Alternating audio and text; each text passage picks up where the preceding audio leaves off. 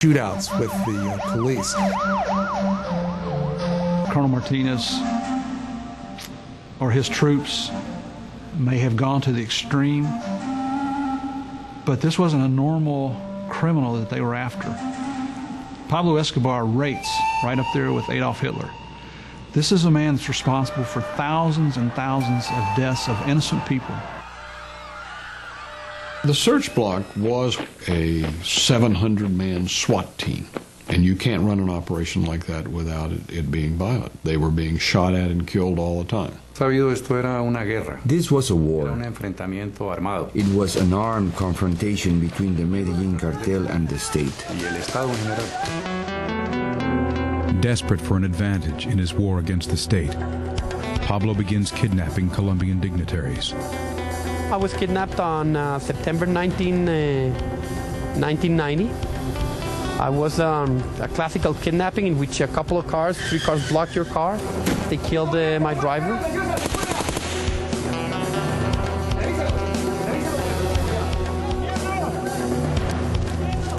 He was doing that to exert his power and show the Colombian government, the Colombian people, that he could get to anybody. Escobar will use his hostages to negotiate the terms of a surrender. Escobar decided that what he needed was a comfortable, secure base of operations where he and his associates could live, be protected from their enemies, from members of the Cali cartel, from the Colombian search block and the Colombian National Police, from the United States. In case he was captured, he would use us as bargaining chips. As Escobar negotiates with the Colombian government, the hostages remain in the hands of his sicarios. I was kept in a very small room. I was chained to a bed, 4 guards. It's an experience in which you survive by the second. When you're in the hands of Pablo Escobar, you don't know what's going to happen. You know, you can be dead the next second. So I didn't have any illusions of surviving. I thought I was going to die. January 24th, 1991. Pablo executes one of his hostages. Days later, another is killed in a rescue attempt. That was the toughest point. I cried a lot. I got used to knowing that maybe the next day would be my last day.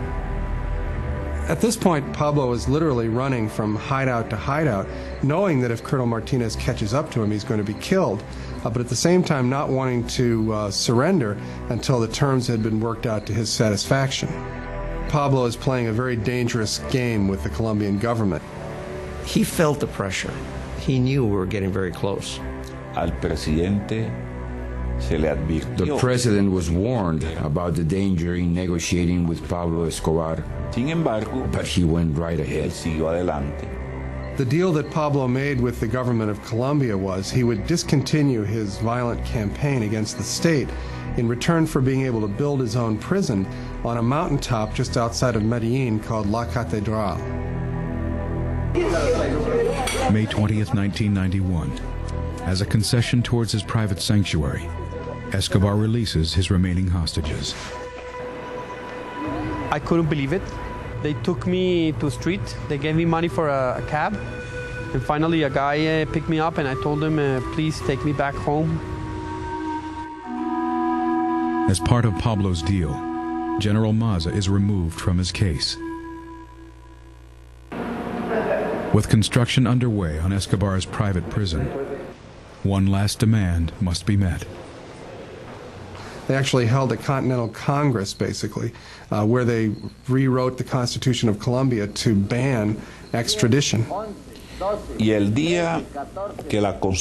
the day that the amendment to end extradition was put into the Constitution, Pablo Escobar turned himself in.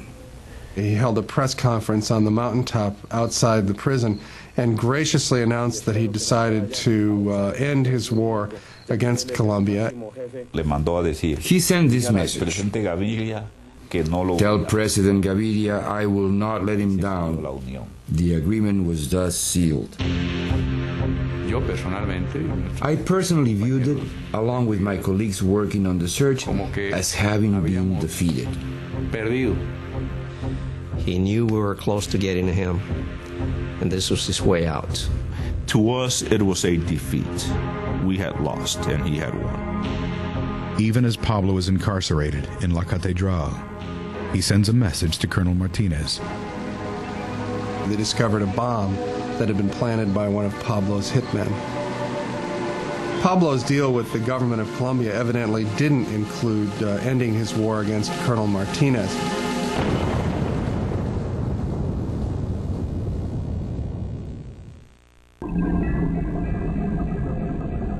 (1992), with Colombian cocaine boss Pablo Escobar serving time in his own prison at La Catedral. No one in Colombia is breathing easy. It was a different kind of prison in the sense that he wasn't actually required to stay there.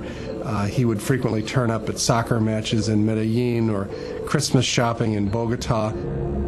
I've been in a lot of prisons in my 26 years, and this is definitely not classified as a prison. A resort would be a more accurate way to describe La Catedral. They would bring truckloads of friends and prostitutes to party with them. He built a discotheque inside of the prison, which was used as the party room. My favorite part of the deal was that the Colombian National Police, i.e. Colonel Martinez and his search block, were not allowed within 20 kilometers of the prison. We made a huge mistake. We underestimated the capacity of Escobar for corruption and intimidation. Disastrous. You could not negotiate with Pablo Escobar. Pablo Escobar was a psychopath, a mentally sick individual, and he proved it. Pablo got set up in La Catedral and began to reconsolidate his hold over the cartel. In fairly short order, he built the Medellin cartel back up to where it was exporting more cocaine than it ever had in its history. He was still doing his same old activities of ordering the killings of people, of sending dope. So nothing had changed except that now he was safer. Some of his subordinates had begun basically running the organization for themselves and apparently had been helping themselves to large portions of the profits. Two of the associates who were doing this, the heads of the Galeano and the Moncada families, were invited up to the prison for a chat with Pablo. Pablo had them both executed. I'm declaring a Fujimori. In other words, I'm taking over. I am taking over the government, and I am the boss now. I run everything. President Gaviria had put up with a lot of the criticism of his deal, but the embarrassment of putting Pablo up in such luxury and giving him such relative freedom finally reached a turning point when he learned of the executions inside the prison. So he was like running his business from jail, and I gave orders to move him to Bogota. Ambassador Morris Busby receives the news while back in the States. The phone rang, and it was Janet Christ, who was the political counselor, and she said the president has moved against Escobar. He has sent a military team up to Envigado, and they're going to take him out of the prison.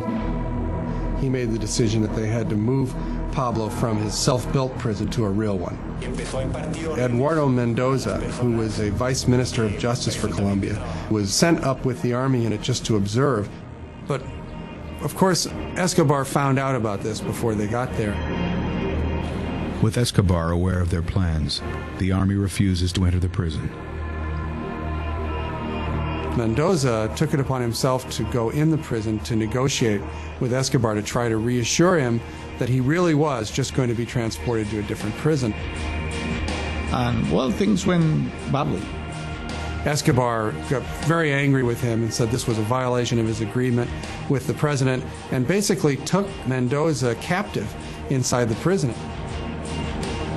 Justice Minister Mendoza is held at gunpoint inside Escobar's living quarters. While Mendoza was being held captive in the prison, Pablo's men kept threatening to kill him. As the standoff continues through the night, President Gaviria calls in the Colombian Special Forces. Time was passing, and we need to do it. In the early morning hours, they assaulted the prison. Mendoza, in the confusion, was corralled by one of the Special Forces sergeants.